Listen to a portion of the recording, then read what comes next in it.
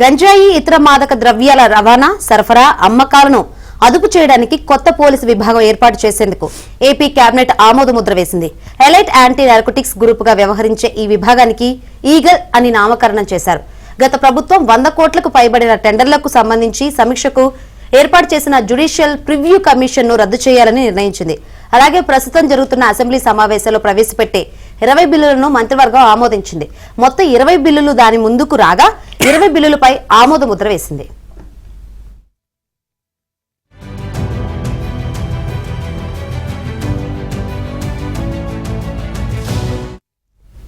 ఆమోదించని 2 బిల్లులు స్థానిక సంస్థల్లో అవిశ్వాస తీర్మానాలకు సంబంధించినవి.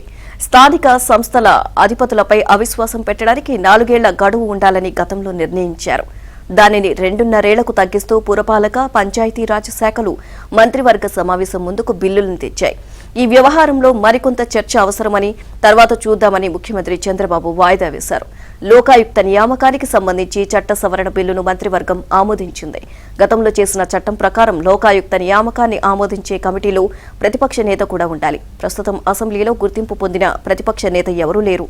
దీంతో ప్రతిపక్ష నేత బదులు చట్టసభల సభ్యులు ఎవరైనా ఉండవచ్చు అన్న సవరణను ప్రతిపాదించారు.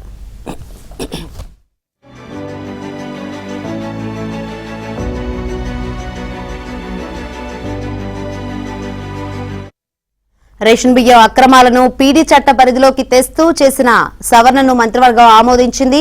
ఈ చట్టం కింద గతంలో కేవలం 5 రకాల నేరాలే ఉండేవి. ఇప్పుడు కొత్తగా మరో 8 రకాల నేరాలను చేర్చారు. ఇందులో రేషన్ బియ్యం అక్రమాలు ఒకటి. భూ కబ్జాల నిరోధక చట్టానికి కూడా మరిన్ని కోరలు తొడిగి కఠిన శిక్షలు పడేలా సవరణ బిల్లులో ప్రతిపాదించారు. తగిన భద్రత ఉంటే ఏపీలో పర్యాటకం పెరుగుతుందని, పర్యాటకులు పెరిగితే ఉద్యోగాలు కూడా పెరుగుతాయని కేబినెట్ అభిప్రాయపడింది. కేబినెట్ లో ఏం డెసిషన్ తీసుకున్నారో తెలుసుకుందాం. మా ప్రతినిధి సత్య సిద్ధంగా ఉన్నారు. సత్య, ఏపీ కేబినెట్ సమావేశంలో పలు కీలక నిర్ణయాలు తీసుకోవడం జరిగింది. ముఖ్యంగా ఏదైతే 22 బిల్లులను కేబినెట్ లో ప్రవేశపెట్టగా 2 బిల్లులను తర్వాత పరిశీలించాలని కేబినెట్ నిర్ణయించింది. దీనిలో భాగంగా 2 బిల్లులు అయితే ఆమోదం పొందలేదు.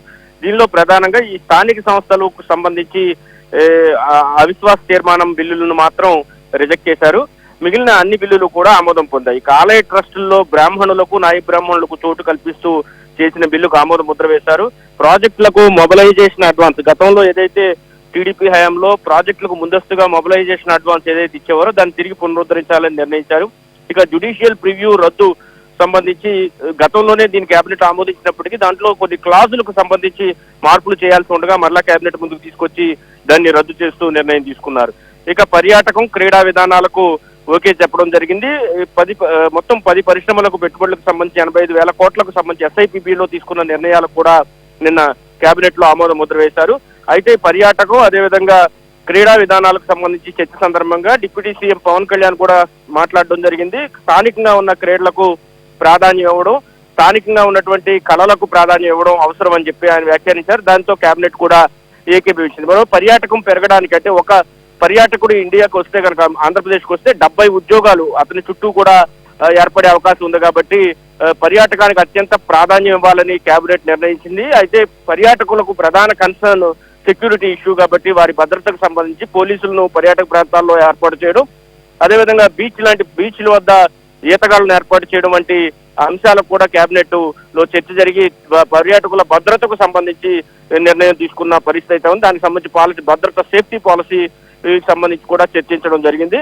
మరోవైపు గంజాయి ఇతర మాదక ద్రవ్యాల రవాణా అమ్మకాలను అదుపు చేయడానికి గతంలో యాంటీ నార్కోటిక్స్ టాస్క్ ఫోర్స్ ఏదైతే ఏర్పాటు చేశారో దాని పేరును మార్చుతూ నిర్ణయం తీసుకున్నారు. దానికి ఈగల్ అనే పేరును నేరుగా ముఖ్యమంత్రి స్వయంగా ప్రతిపాదించడంతో అటు కేబినెట్ లో ఉన్న వారందరూ కూడా ఆ పేరు చాలా బాగుందని దాన్ని ఆమోదించిన పరిస్థితి అయితే ఉంది. అదేవిధంగా లోకాయుక్త నియామకానికి సంబంధించి చట్ట సవరణ బిల్లుకు కూడా కేబినెట్ లో ఆమోదం తెలిపారు. గతంలో చట్టం ప్రకారం లోకాయుక్త నియామకాన్ని ఆమోదించాలంటే ప్రతిపక్ష నేత అందులో ఒక సభ్యుడిగా ఉండాలి. అయితే ప్రస్తుతం అసెంబ్లీలో గుర్తింపు పొందిన ప్రతిపక్ష నేత ఎవరు లేరు కాబట్టి పార్లమెంట్ లో ఎటువంటి ప్రొసీడింగ్స్ అమలవుతున్నాయో, గతంలో రాహుల్ గాంధీ కాంగ్రెస్ కు ప్రతిపక్ష హోదా లేనప్పుడు ఎవరైనా సభ్యుడిని ఆ స్థానంలో ఉంచే విధంగా ఏదైతే నిర్ణయం తీసుకున్నారో అదే విధానాన్ని ఇక్కడ కూడా అవలంబించాలని నిర్ణయం తీసుకున్నారు. ఇక బియ్యం అక్రమాలకు సంబంధించి ప్రివెన్టివ్ డిటెన్షన్ సంబంధించి పీడీ చట్టం పరిధిలోకి తీసుకొస్తూ కూడా నిర్ణయం తీసుకున్నారు.